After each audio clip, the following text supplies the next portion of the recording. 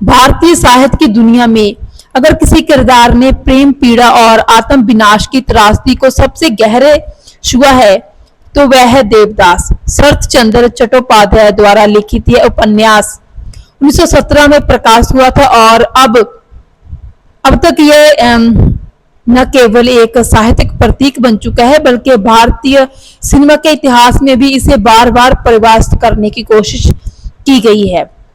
देवदास की कहानी तीन पात्रों देवदास, पारो और चंद्रमुखी के इर्द गिर्द घूमती है। एक ऐसा प्रेम जो सामाजिक दीवारों से टकराकर टूट जाता है, एक ऐसा आत्मसम्मान जो प्यार को कुर्बान कर देता है और एक ऐसा अंत जो प्रेम के नाम पर आत्म विनाश की गवाही देता है। शरतचंद्र ने एक आम युवक की आंतरिक टूटन को इतनी सादगी और गहराई से लिखा कि पाठक उसे साथ ही अपने आप को रिलेट करते हैं।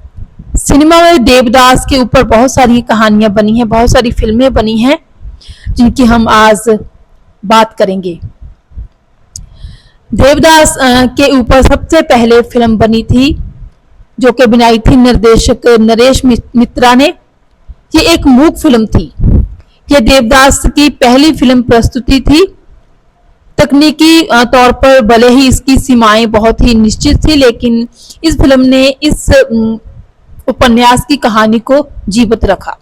फिर 1935 में देवदास फिल्म बनी इसी उपन्यास पर आधारित। इसके निर्देशक थे पीसी बरुआ। मुख्य कलाकार में ए सहगल थे और इसकी भाषा हिंदी और बांग्ला थी। यह पहली बोलती फिल्म थी और ए सहगल की आवाज ने इसे अमर बना दिया था। तो इसके बाद आई थी 1955 में बिमल रॉय की देवदास। ये फिल्म बहुत मकबूल हुई थी। इस फिल्म में कलाकार के रूप में मुख्य कलाकारों के रूप में दिलीप कुमार, सुचित्रा सेन, वैजयंती माला आदि कलाकारों ने अहम भूमिकाएं निभाई थी। हिंदी थी इसकी मेन भाषा और दिलीप कुमार के अभिनय ने देवदास को एक जीवंत और दिल तोड़ देने वाला चेहरा बना दिया। इसे आज भी सबसे प्रामाणिक देवदास फिल्म माना जाता है। फिर 1979 में एक और फिल्म आई जो कि देवदास के नाम से ही प्रस्तुत हुई थी। इसके निर्देशक दिलीप रॉय थे। यह बांग्ला भाषा में थी और इसके मुख्य कलाकार थे सौमित्र चटर्जी। यह फिल्म बंगाली दर्शकों के लिए भावनात्मक और गहराई से भरी हुई प्रस्तुति थी। इसके बाद 2002 में फिल्म आई थी जिसके निर्देशक थे संजय लीला बंसाली और इस फिल्म में मुख्य कलाकार थे शाहरुख खान, ऐश्वर्या राय और माधुरी दीक्षित। इस फिल्म की भाषा हिंदी थी। भारतीय सिनेमा की सबसे बड़ी भव्य फिल्म ये थी।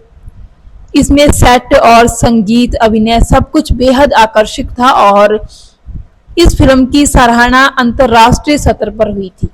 मतलब अंतरराष्ट्रीय ऑडियंस ने भी इस फिल्म को सराहा था। इसके बाद देवदास की स्टोरी पर ही आधारित 2009 में फिल्म आई थी जिसको निर्देशित किया था अनुराग कश्यप ने। इसमें मुख्य कलाकार अभय देओल, माही गिल, कल्की कोलचनिक और इसकी भाषा हिंदी थी। देवदास का एक विद्रोही और मॉडर्न रूप था ये फिल्म। देवडी और देव इस फिल्म में शराबी नहीं बल्कि ड्रग्स में नशे करने में खोया रहता है जो आत्म विनाश के लिए एक नया रास्ता ढूंढता है। तो इस तरह देवदास 2013 में भी आई एक फिल्म और इस फिल्म को विद्युत चक्रवर्ती ने निर्देशित किया था और इसकी भाषा असमिया थी, असम भाषा में थी और इसमें असम की संस्कृति और पृष्ठभूमि में इस फिल्म को प्रस्तुत किया गया था।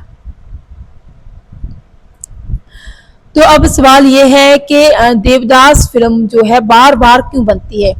दरअसल देवदास एक ऐसा किरदार है जो कि हर समय, हर समाज और हर भाषा में मौजूद उस टूटे हुए प्रेमी का चेहरा है जो न लड़ पाया, न भूल पाया और न ही जी पाया। शायद इसलिए हर दौर का सिनेमा उसे फिर से जीना चाहता है, एक नई आंखों से, एक नई धड़कन से और एक नए रूप में।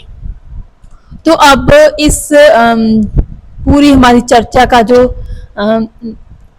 एक मॉरल क्या निकलता है, निष्कर्ष क्या निकलता है कि देवदास सिर्फ एक उपन्यास नहीं है, ये एक भावना है, एक ऐसा दर्पण है जो समाज की कठोरता, प्रेम की कमजोरी और इंसान की जो है एक तरह की वीकनेस को दर्शाता है, बार बार समाज के सामने ये रखता है। और शायद इसीलिए कभी भी देवदास पुराना नहीं होगा, ये आगे आने वाले समय में भी ऐसे ही प्रस्तुत होता रहेगा, नए रूप में और नए स्टाइल में।